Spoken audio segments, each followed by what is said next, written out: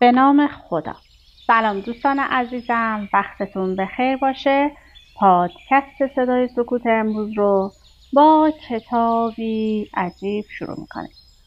این کتاب رو برای اولین بار هستش من مطالعه کردم، تا حدودی اولین دانشگاه و آخرین پیامبر، نوشته شهید دکتر سید رضا پاکنژاد.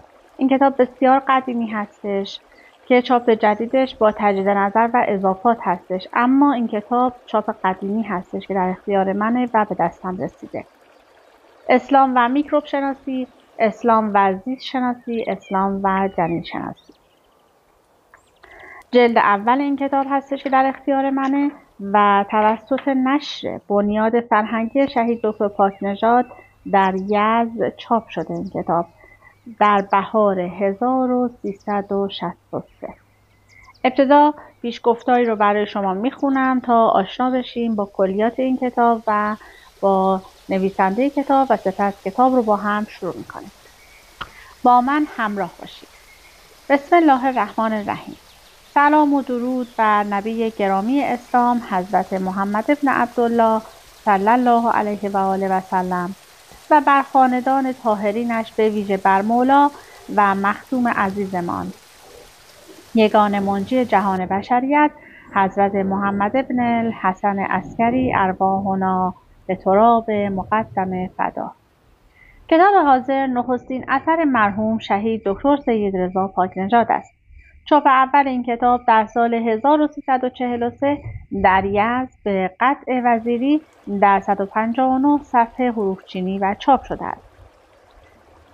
با استقبالی که در آن زمان شد و با توجه به مطالب بسیار جدید آن، مرحوم سعید به تجدید نظر و اضافه مطالب جدید پرداخت و چاپ دوم کتاب در سال 1344 در تهران در 244 صفحه به قطع جیبی با حروف 12 نازک چاپ شد. در همین بین به نگارش جلد دوم با توجه به استقبال گرم خوانندگان از جلد اول پرداخت. لذا چاپ اول جلد دوم اولین دانشگاه و آخرین پیامبر در سال 1345 به بازار ارائه شد. چاپ سوم جلد اول در سال 1346 همراه با چاپ اول جلد سوم نشانگر پشتکار نویسنده بود.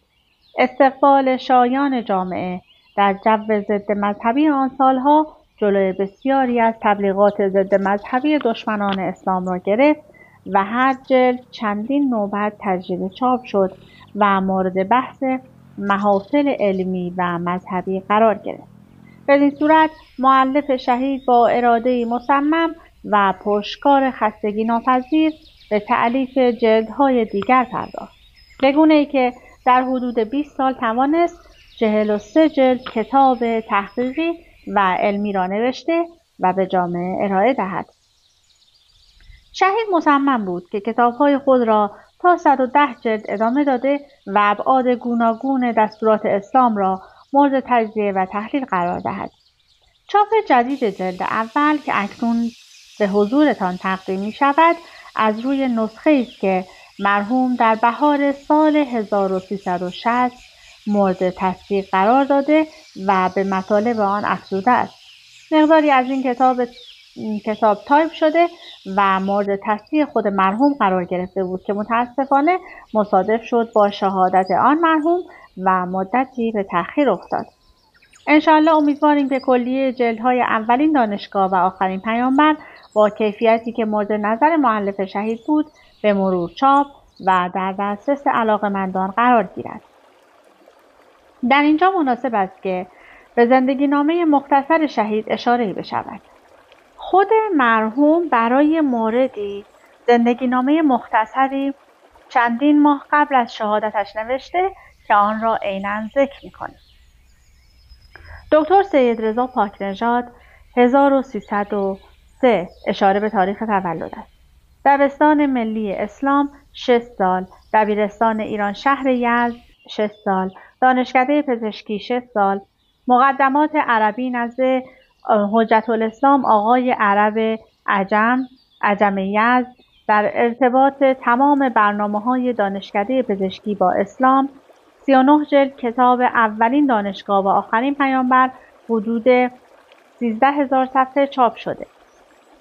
40 زیر چاپ است، جلدهای چندی چاپ نشده است. پس از اخذ دیپلم 5 متوسطه به مکه معظمه مشرف شدم. در آن سال که سال 1321 بوده، چون موضوع گردن زدن ابوطالب یزدی در مکه معظمه پیش آمد، 31 روز در مکه بازداشت بودم. سفرمان 6 ماه و 7 روز طول کشید. در سال 1323 به ایران بازگشتم. 2 سال آموزگار دبستان ملی اسلام و 1 سال در دبیرستان ایران شهر تدریس کردم. 1 سال در بازار یزد منشی و 2 سال در تهران ابتدا منشی و بعد مدیر تجارتخانه شدم. سال 1330 و 31 به دانشکده پزشکی وارد شدم. بهمن 1336 رساله دکترایم تحت عنوان تمام برنامه دانشکده پزشکی در اسلام با درجه ممتاز گذرانده به سمت پزشک درمانگاه بیمه اجتماعی یزد منصوب. 6 ماه رئیس بیمارستان هراتی و 1 سال رئیس بهداری بیمه شدم. بعد با توصیه ساواک به درمانگاه برگشتم و 1 نوبت به ساواک اصفهان فرستاده شدم. در اولین دوره انتخابات مجلس شورای اسلامی نوبت اول به نمایندگی انتخاب شدم با حدود 42,000 رأی. در سالهای 30 و 32 حدود 2 سال تحت عنوان محمد صلی الله علیه و آله و سلم در کتاب‌های مقدس در روزنامه ناصر یزد مقاله داشتم. در آیین اسلام و مکتب اسلام و روزنامه‌های محلی نیز مقالاتی دارم. 2000 سال تقویم قهقرا به نام تقویم پاک نوشتم. در سال 1343 اولین جلد کتابم به نام اولین دانشگاه و آخرین پیامبر چاپ و منتشر شد که انبساطی از تمام برنامه‌های پزشکی در اسلام است. اما متاسفانه شمع وجود او که خدمتگزاری صادق و نویسنده توانا و انسانی زاهد و وارسته بود به خاموشی گرایید. در حادثه انفجار بمب 7 تیر 1360 در دفتر حزب جمهوری اسلامی تهران همراه برادرش دکتر سید محمد پاکنژاد. زندگی نامه شهید دکتر سید محمد پاکنژاد در آخر همین کتاب به پاس خدمات ارزنده او آورده شده. به ملأ اعلی پیوست و در زادگاهش در دل خاک کویر در خلد برین مدفون شد. خداوند هر دو برادر را با اجداد طاهرینشان محشور نماید و به بازماندگان صبر و اجر جزیل عنایت فرماید. عاش سعیدا و مات سعیدا. مرحوم دکتر پاکنژاد پزشکی دلسوز و انسانی به تمام وارسته و پرهیزگار بود. او همچون پدری برای محرومان و مستضعفان جامعه همیشه ملجأ و پناهگاه آنها بود. اخلاق نیکو و ایمان و اخلاص او زبان زده عام و خاص بود. مسئله‌ای بود که مورد لمس تک تک افراد جامعه قرار گرفته بود. از هیچ گونه کمک مادی و معنوی، راهنمایی، مشاوره، سفارش در مورد افراد مضایقه نمی‌کرد. بر اثر وجود این بعد عظیم معنوی همیشه و همه جا سخن، سفارش، تقاضای او مورد قبول و انجام همه قرار می‌گرفت. در رژیم گذشته با اینکه از لحاظ اداری پست مهمی نداشت، اما همه از نفوذ و محبوبیت او در تعجب بودند و چه بسا میشد که مقامات بالاتر برای حل مشکلات خود از او یاری و کمک می‌خواستند. معمولا صبحها به درمانگاه و یا اداره می‌رفت و شبها نماز را در مسجد به جا می‌آورد و بعد از نماز تا پاسی از شب به طبابت و معالجه بیماران که اغلب از طبقات محروم جامعه بودند می‌پرداخت. در فاصله چندین ساعتی که عصرها داشت معمولاً یا در دبیرستان‌ها و مراکز آموزشی و تربیتی به ایراد سخنرانی و رفع اشکالات جوانان و نوجوانان می‌پرداخت و یا در جلساتی که مربوط به امور خیریه و کمک به مردم بود شرکت می‌کرد. و گاه به روستاها و شهرهای اطراف یزد برای سخنرانی و ایجاد جلسات مذهبی مسافرت می‌کرد. ریاست هیئت مدیره 10 گروه آموزشی صندوق خیریه بیمارستان را بر عهده داشت. 10 نفر از افرادی که فریب فرقه‌های ضاله را خورده بودند به همت و استدلال او مسلمان و شیعه شدند. خلاصه آنچه گفته و نوشته شد نمیتواند ادای حق او را بنماید، زیرا که او عمر خود را صرف خدمت به مردم برای خدا کرده بود و توقع هیچ گونه پست و مقام و پاداشی را نداشت. او چند نسل را با کوشش‌های پیگیر، سخنرانی، ایجاد جلسات، از گمراهی و افتادن به دام گروه‌های سیاسی و استعماری نجات داد. سلامت فکر و مذهب اغلب جوانان یزد در طی سالیان دراز و عدم نفوذ گروه‌ها و ایجاد پایگاه در میان آنها مرهون خدمات و کوشش‌های خستگی ناپذیر اوست. ولی استفاده از افکار و زحمات او منحصر به چند شهر و استان نشد و نمی شود، بلکه مرحوم با همه گرفتاری‌ها و عدم وقت‌هایی که داشت الحمدلله توانست 40 و چند جلد کتاب تحقیقی و علمی خود را به تشنگان حقیقت برساند. مرحوم همیشه ذکر می‌کرد که الطاف الهی و ارحم الراحمینی خدا شامل حال من است، زیرا با این وقت کم و گرفتاری‌ها باز هم موفق به تألیف این گوهرهای گرانبها شد. مرحوم همیشه میگفت که من در شبانه روز چندین ساعت بیشتر خواب ندارم و هرگاه خوابم بیاید با چند دقیقه استراحت جبران می‌نمایم و اغلب همیشه سرحال و شاد بود. در ملاقات با افراد حتی چندین ساعت اگر طول می‌کشید خستگی به خود راه نمی‌داد. همیشه در پی تعلیم و تعلم بود. از هر کسی مطلب و سخن جدیدی درباره مذهب میشنوید خوشحال و بسیاری اوقات یادداشت میکرد. عشق وافر و عجیبی به خاندان عصمت و طهارت داشت. در مجالس ذکر مصیبت حضرات معصومین زیاد شرکت میکرد. همیشه خود را مدیون الطاف الهی و اهل بیت میدانست. در سالهای 50 تا 54 که تبلیغات و اهاناتی به ساحت مقدس مولای متقیان علی علیه السلام شده بود، کتاب‌هایی منتشر شده بود، او بنابر توصیه و تقاضای علمای اعلام ادامه تألیفات خود را رها و به تألیف 8 جلد کتاب پیرامون تاریخ تحلیلی صدر اسلام تحت عنوان مظلومی گم شده در سقیفه پرداخت. مرحوم با استفاده از تجربیات علمی پزشکی به روانکامی و روانشناسی افراد تاریخ پرداخت و توانست بسیاری از مطالب ساخته شده تاریخی را از راه علم و تجربه رد و حقانیت اهل بیت عصمت و طهارت را اثبات نماید. امیدواریم کلیه کسانی که علاقه و وارد در امور تاریخ صدر اسلام هستند با مطالعه این کتاب‌ها به حقایق و اسرار نهان تاریخ پی ببرند. 10 جلد از کتاب‌های اخیر مرحوم پیرامون ازدواج و خانواده و تربیت اولاد در اسلام است. شهید سعی داشت تا همگان مخصوصا نسل جوان را با حقایق اسلامی که علم روز همکنون به آن اعتراف کرده آشنا و نسلی سالم و اسلامی به وجود آید و اظهار امیدواری میکرد که مورد توجه و استقبال قرار گیرد و واقعا همچنین شد. و در این راه از هر گونه توجیهات مادی‌گرایانه و یا تفسیر به رأی آیات و احادیث شدیداً احتراز میکرد و همیشه متذکر این معنی بود که ما فقط میتوانیم بعدی از ابعاد آیات و روایات را درک کنیم و بس. امید است با بهره‌گیری هرچه بیشتر و استفاده صحیح از مطالب گوهربار شهید بتوانیم راه او را ادامه داده و روح او را شاد نماییم انشاءالله. بهمن 1360 ربیع الثانی 1402. تذکر اول: از آنجایی که بسیاری از آیات قرآن دارای معانی گوناگونی است و از این رو که لغات و واژه‌ها در زبان عرب دارای استعداد خاصی است که میتوان با یک لغت به چند معنی اشاره نمود، لذا نگارنده کوشیده است آن معنی را انتخاب کند که با وضع کتاب و موضوع مورد بحث تناسب داشته باشد. تذکر دوم: در ترجمه آیات و روایات همواره نظر به مفاد و روح آن بوده و برای آنکه ترجمه فارسی سلاست خود را حفظ کند بیشتر توجه به ترجمه آزاد بوده است.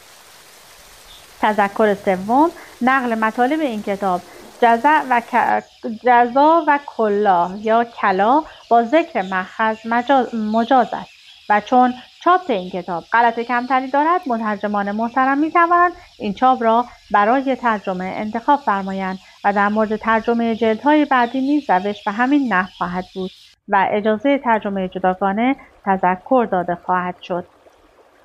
تذکر چهارم، ما نمی‌خواهیم آیات قرآن را با نظریه‌ها و تئوری‌ها و حدسیات علمای غرب تطبیق کرده و مسرت خود را به این عنوان که خدای ناکرده آیه‌ای از قرآن بیاد داشت و پیشنویس فلان دانشمندی تایید می‌گردد ابراز داریم، بلکه می‌خواهیم بگوییم که بسیاری از دانشمندان با کوشش خستگی ناپذیر توانستند نقاب از چهره بعضی رازهای نهان در آفرینش آنچنان بردارند که مورد تایید قرآن یعنی خدا قرار گیرند.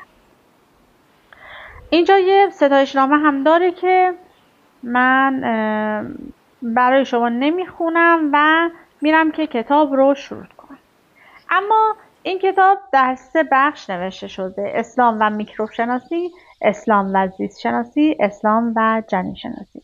من ترجیح میدم از قسمت اسلام و جنین شناسی برای شما مطالبی رو بخونم. جنین شناسی. مسلمان ها برای نماز اهمیت خاصی قائلند. میگویند عمود دین است. مردم را از بدکرداری ها و زشتی ها باز می‌دارد و هزاران آیه و خبر دیگر که همه دال بر اهمیت نماز است. از جمله میگویند چون دستور صریح پروردگار است که نماز به پای دارید، که آیه رو آورده سوره بنی اسرائیل آیه 80: اقم الصلاة لاجرم لازم الاجراست. صبح و ظهر و عصر، مغرب و عشا 5 وقت برای اطاعت از امر مطاع پروردگار به تنهایی، دست جمعی، در منزل، در بیابان، هر کجا باشند، در هر حال، حتی اگر در دریا افتاده میدانند لحظه‌ای بعد زنده نیستند، اگر با اشاره‌ای هم هست نماز فراموش نمی شود. اما چه شده و می شود وقتی پروردگار می فرماید در زمین سیر کنید، به گردش علمی بپردازید تا به چگونگی شروع خلقت پی ببرید، که مضمون آیه‌ای که در این زمینه هستش سوره عنکبوت آیه 19 هستش: سیروا فی الارض فانظروا کیف بدأ الخلق. چندان عکس‌العمل مهمی در بین همه مسلمان‌ها که درباره دستور نماز تا آن پایه مطیع بودند مشاهده نمی شود. یا اگر دستور قرآن است که انسان باید بداند از چه و چگونه آفریده شده، به این علم که امروز به نام جنین شناسی تدریس می شود و نشان می دهد انسان چه و چگونه خلق شده، وقعی و ارزشی داده نشده و از میان مسلمین دانشمندی به نام جنین شناسی مشاهده نمی شود. امر مولوی و امرار شادی و تفاوت آنها. شاید هزاران تن مرکب برای اثبات وجود صانع تا به حال مصرف شده و بر اوراق کتب منتشر گردیده باشد. اما آنچه پروردگار خودش برای اثبات وجود ذات مقدس خود آورده در خورشان است و بقیه دلایل در خور زمان و فراخور مغز نویسنده و متناسب حال آورنده. آیاتی که پروردگار در این زمینه آورده و برای اثبات وجود خود ذکر کرده بسیار بوده و این بسیار را باز در یک جمله کوتاه فشرده و بدین صورت تذکر داده است که سر و صدای شما دلیل بر وجود شماست. پس آیا دستگاه آفرینش دلیل بر وجود پروردگار نیست؟ سوره زاریات آیه 23. خفتگان را خبر نیست که بیداری هست، نه به خود می رود این قافله سالاری هست. شعر از مدرس بزرگ یزدی، جد مادری نویسنده همین کتاب. اما آیاتی که قبلا اشاره شد پروردگار دلیل آورده و همه را فشرده در جمله کوتاهی ذکر کرده. باز به طور منظم و مرتبی تقسیم شده، آنچنان که گاه آن آیه را به عنوان اینکه نشانی از وجود اوست و مردم عادی و عامی نیز باید متوجه آن باشند. سوره زاریات آیه 27. گاه آن آیه را به عنوان اینکه نشانی از وجود اوست و متفکرین قوم باید درباره اش بیندیشند. سوره جاثیه آیه 12.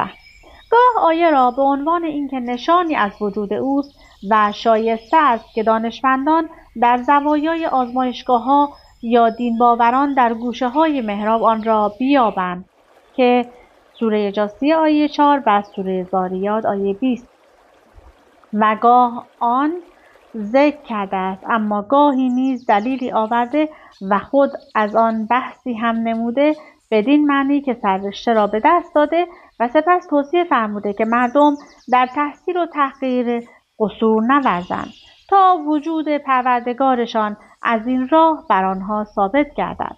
در سوره 86 آیه است که پروردگار خطاب به نوع انسان، مسلمان و غیر مسلمان، سفید و سیاه، زن و مرد، می‌فرماید که ای انسان، باید نظر کنی از چه و چگونه خلق شده ای.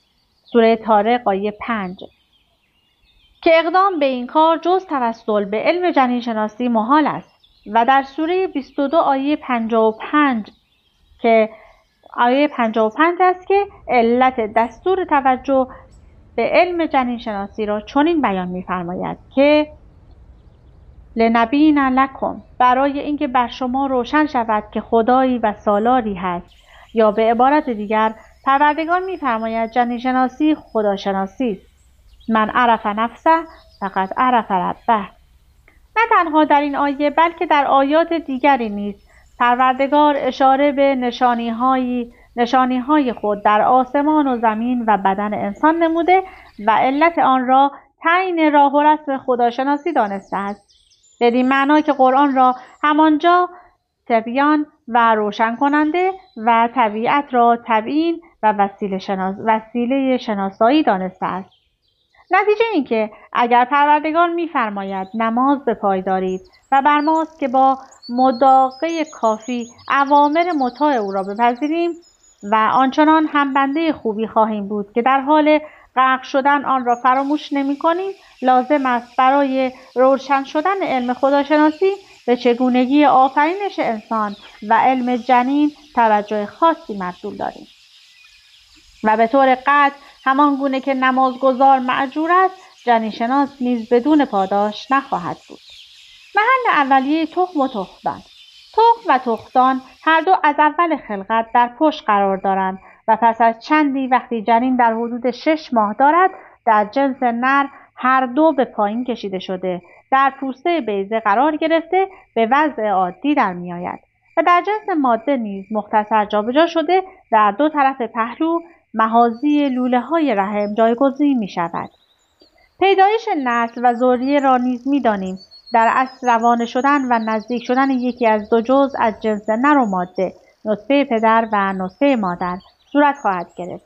این دو جزء از ابتدای پیدایش پدر و مادر آنها بود.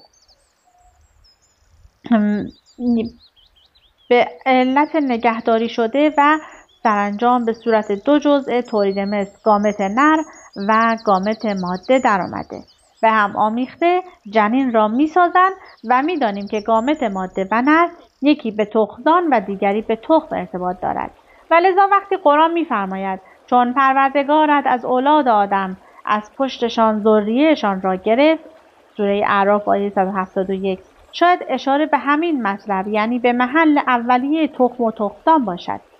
اگر بگوییم مقصود از آیه این است که خدا در عالم ذر همه را جمع کرد و سرنوشت آنها را تعیین فرمود و از آنها برای خدایی خود شهادت گرفت، چون برای حضرت آدم استثناء قائل شده و اسم او را نیاورده و فقط ذریه‌اش را جمع کرده، تصور نمی شود درست باشد. و اگر بخواهیم خود حضرت آدم را هم در این کار مستثنا نگیریم و شرکتش دهیم، ظهر و پشتش جای این همه ذریه را نخواهد داشت. ممکن است گفته شود هر قبلی همه چیزش را از جنهای قبلی تر به ارث آورده است و کلیه آدمیان یعنی همه ذریه آدم را میتوان وارث آدم به قیاس مذکور حساب آورد که از جنهای وی برداشتن و در ظهر وی بودن. ظهر منظور همون پشتش. البته موضوع این آیه و معنی آن به همین سادگی نیست. مفسرین قدیم و جدید بحث بسیاری درباره‌اش کردند و آنچه اینجا گفته ایم یک گوشه از آن و جزئی از آن عقاید است. به علاوه در اسلام فقط به یک اجتماع هماهنگی اشاره شده. علاوه تر امکان اینکه این جانب نیز اشتباه کند بسیار است. سوره هود آیه 105. پس محل اولیه تخم و تختان در ظهر بنی آدم در حوالی کلیه هاست که بعدها جابجا می شود تا به صورتی که در انسان بالغ دیده می شود در می آید. مدتها پس از جابجا شدن انسان متولد می شود. زمانی بر او می گذرد تا به بلوغ برسد. هزاران اعمال مختلفه در بدن انجام می گیرد تا اینکه پس از بلوغ گرمک ها یا کرمک ها از تخم و تخمک ها از تختان جدا شده در تولید مثل شرکت جویند. دانش هنوز محل وجود ماده اولیه کرمک و تخمگرا در خود تخم و تخم و تختان البته در جای مخصوص می داند، ولی اسلام تخم را فقط مجرا و گذرگاه کرمک دانسته. می‌فرماید آب اطراف نخاع ماده اولیه ساختمانی منی است. آیه 6 سوره طارق. آدمی را از چه خلق شده؟ بعد برای راهنمایی نکات برجسته آفرینش را تذکر داده می‌فرماید خلق شده از آب دافق که خارج می‌شود از بین صلب و ترائب. سه کلمه اینجاست که وقتی معلوم شود چیست معنی آیه به خوبی فهمیده می‌شود. دافق، صلب، ترائب یا سلب. دافق از حضرت صادق است که آیه 3 از سما و عالم، آیه 3 از آیات حضرت صادق خوردن نخاع حرام است برای اینکه جای آب دافق است، چه در زن و چه در مرد، و نخاع مخ درازی است که در ستون فقرات جای دارد. به چند نکته علمی این جمله حضرت توجه فرمایید تا بعد معنی دافق عرضه شود. 1. توجه حضرت به اینکه نخاع در آبی شناور است و ما می‌دانیم که اطراف نخاع و مغز را آبی فرا گرفته تا به استخوان‌ها بر نخورد و مصدوم نگردد. 2. این آب از طرف بالا سرازیر شده و از حدود نخاع تجاوز نموده و به بالاتر رسیده، مخ و مخشه، زیرا یکی از معانی دفع سرازیر شدن و پر شدن است. 3. عجیبتر از همه آنکه حضرت می‌فرماید نخاع دنباله مخ بوده. مخ درازی است، یعنی علاوه بر آنکه نخاع جنس مخ است، دم مخ نیز محسوب است و در کتاب اعصاب خوانده ایم که نخاع دنباله و رشته‌هایی است از مخ و قسمت‌های مربوط به آن. برای معنی دفع به کتب لغات مراجعه شود. پر شدن، سرازیر شدن، زیادتی کردن و جوانب آن ریختن. حالا صلب و ترائب که سلب هم خونده میشه به صابون هستش. خروج نطفه از سلب مرد و ترائب زن آنقدر توجه دانشمندان متدین اسلامی را جلب کرده که بعضی از آنها از جمله علامه مجلسی در 14 بهار به آن اشاره کردند. اگر به جملات دیگری که سلب و ترائب در آن است مراجعه نموده و آنها را در جوار این جمله قرآن قرار دهیم، مثلا یکی از آنها را که در زیارت معروفه وارث است انتخاب کرده، در مقام مقایسه براییم چاره‌ای جز این نداریم که سلب را دستگاه نطفه ساز مردانه و ترائب را دستگاه نطفه ساز زنانه بدانیم. همان گونه که در قرآن خلقت آدمی را از سلب و ترائب و زیارت وارث از سلب و رحم است، به ویژه وقتی به کتب لغت مراجعه نموده و محل آنها را که مربوط به قسمت پشتی و قدامی ستون فقرات، یعنی جای اولیه‌ای که بیضه و رحم قرار می‌گیرند بدانیم. می‌توانیم آیه قرآن را به ترتیب زیر مرحله آفرینش خلقت آدمی دانست. از آب دافق کنار و اطراف نخاع خلقت شد. در سلب و ترائب 2 قسمت وابسته به بیضه و رحم جای داشت.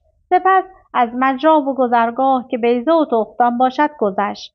حضرت صادق فرماید حرم الخصیتان و یه جمله عربی سخت که براتون نمیخونم و موضع لنکا و مجری و نطفه حرام است خوردن دنبلان، زیرا موضع جای دگرگونی نکاح است و مجرای نطفه. ناگفته نماند چون متاستازهای سرطان بیضه در وهله اول اطراف ستون فقرات تظاهر می‌کنند، ممکن است به زودی اعلام دارند که بین مایع اطراف نخاع و مایع موجود در مجاری منیساز بیضه ارتباط مسلم و قطعی برقرار است و مصداق فرمایش حضرت صادق ظاهر شود. خب این کتاب چون دستور ادبیات زمانهای قدیم رو داره، کمی خوندنش سخت هستش، ولی کتاب جالبی هست به خاطر اینکه اومده علم روز رو با علم اسلام مقایسه کرده و با آیات قرآن قیاس کرده و به نظر من خواندنش خالی از لطف نیست. البته در چاپ جدیدش شاید این اشکالات نوشتاریش برطرف شده باشه. برای خود من کتاب جالبی بود و لذت بردم از خوندنش. امیدوارم که اگر اشتباهی در خوندن این کتاب داشتم به بزرگواری خودتون منو ببخشید. از اینکه با من همراه بودید سپاسگزارم. تا وایس بعدی، خدا نگهدارتون.